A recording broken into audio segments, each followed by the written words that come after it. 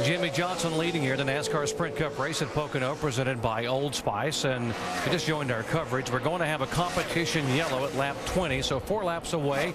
Because of the rains here on Sunday, washing the rubber off the track, we have a green racetrack, which can be very abrasive and wear tires.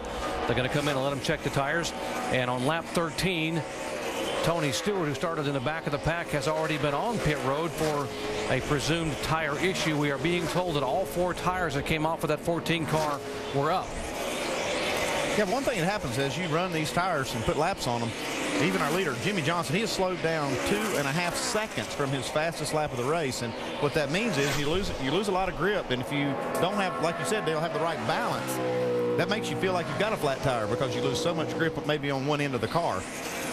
And in Tony's situation, I think maybe it hadn't been really feeling that, but he drove off into turn 1, which is the fastest entrance that you have in a corner. Marcus Ambrose had a great run here back in June. Boy, has some close calls here. Look at the right side of his car.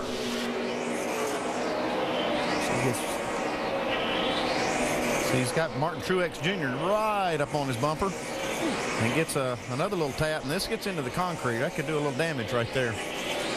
Yeah, he was okay till that last part. But as we've said many times, these cars are pretty tough. Yeah, he's banged it pretty good there on the right side. Yeah, he had a great race here, the first race back in June.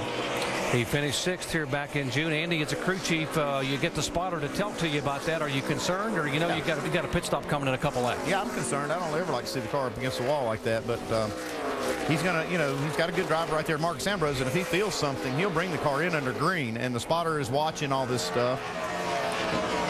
And let's just go down and see Tim Brewer in our Craftsman Tech Garage and let him tell us just how tough these cars are. Every week you see these cars bouncing off of walls. Well, what makes the cars so tough is the energy absorbing foam in the right side of the cars. This blue foam back in this area is the full length of the right side of the car. But when we put the Tegris, a thin barrier between the roll cage and the foam, it actually holds the foam in place, absorbs a lot more energy on impact, and that's the reason the right side of these cars, you can bounce them off the walls, they keep their body configuration, keep on running. Good job, Tim. And that's what it does. I mean, it really does help to protect the suspension parts to not get bent. It's like I said, you still never want to put them up against the wall, but it does help if you've got that foam there to rub against. Yeah, as long as the spotter's telling you that you don't see any tire rub, everything should be okay. In the old days, they used an energy absorbing 2x4 on the right side of that car. Yeah, they've had a few advances since then. You can see from that shot right there, these cars still run at a little bit of an angle in the rear.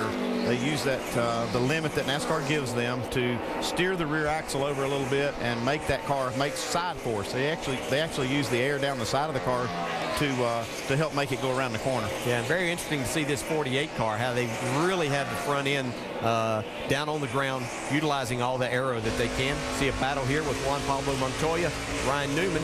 That is for 8th position on the racetrack. We might mention a couple of cars have already headed to the garage area. The 37 of Tony Raines in the garage. The 64 of Mike Wallace was black flagged. They did not have a crew, so they were at start and park. They were black flagged and asked to head to the garage area. So those two are off the track.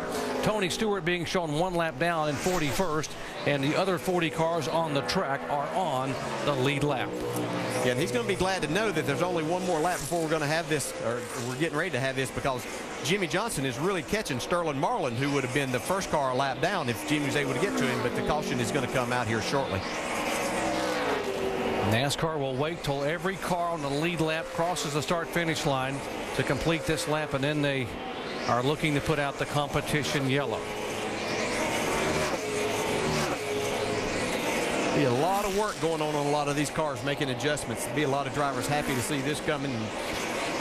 Jimmy Johnson wishes this thing would just run green from here, I believe. Jeff Gordon's able to keep pretty good pace with Jimmy. Caution is out. Although a couple seconds back, now the caution's out. And 42 other cars are glad to see it. Jimmy Johnson is not. He knew it was coming. They're going to come down here and get some tires and maybe make an adjustment or two. Chad's not going to just sit on that. I'm sure he's ready for anything. Tony Stewart will be the free pass car. He got a free pass. I'd rather put the rubber in it right now, to be honest. I'll get it platform gets screwed up, you put the wedge in it. 10-4, I was thinking the same thing. Since we're going to have plenty of time, no matter what, to do anything we need to do here, we'll go ahead and take the time, 4 tires, and put a rubber in the left rear. And I took a half a pound out of the right rear again. That means that car is loose. They're going to change that setup a little bit. Tony, by the way, got a free pass at Atlanta early in the year, and when he was struggling early on with that car, ended up logging a top 10 finish. A very long pit road here at Pocono Raceway, and you see wherever all the guys are pitted there, and you got to be very careful. It is 55 miles an hour. And DJ, I know it's really easy to speed here at Pocono. It really is such a long pit road. It's not so bad as you come in, but as you start to exit and other cars are pulling out, you just have to resist that urge to hit a little bit and give the gas just a little bit extra to try to beat those guys, because they're right on the limit, as we saw last week. It's going to be hard, though, for Juan Pablo Montoya, because they picked the very first pit coming in. They hopefully he won't be able to speed coming on the pit road this week. I don't think we have to worry about him coming in, but we're going to follow Jimmy Johnson, Mark Martin, and Juan Pablo Montoya on our triple pits when they do get here. And we showed you earlier where their pit stalls are. Jimmy Johnson's right in the middle at an opening. Montoya having that first one coming in. Talked about how this much warmer today, green racetrack. Andy, what kind of adjustments as a crew chief are you talking about? Well, we just heard Tony Stewart's crew talk about how loose his car was, so there's kind of an indication of what the track is like. A lot of guys may have planned for that, but if they didn't, they'll be making adjustments here to try to tighten the car up. They don't want to lose that track position, so they're going to make things they can do quickly, track bar and wedge. Let's go down to Jamie in the Montoya pit.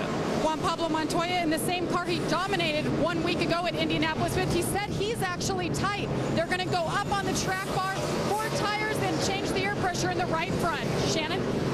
Jamie, 13.4 was the average pit stop for the 48 guys in Indy. They're looking for a strong one here. Jimmy Johnson saying tight center, loose off through the turns, 4 tires and a chassis adjustment. Vince? For Mark Martin, he says the car is just too loose. This is the same car they took to Indianapolis and finished second. They're making an air pressure adjustment, down a round and a half on the wedge. Dave? Big Scott Wood already dumping the second can of Sunoco fuel. 4-tire change, wedge and air pressure car a little loose for Denny Hamlin, and he is going to win the race off of pit road. Look at that 3-wide race off of pit road. You see on the right of your screen there the tires a change, and the big gainer Kyle Busch up 4 positions from 11th to 7th. And you can see he got 4 tires doing that also, so that's a great pit stop for the 18 team. As they come down to the line, there's Denny Hamlin. You see the 24 and 48 just behind him getting off of pit road. Under caution here for competition regions. Back with the green flag in a moment.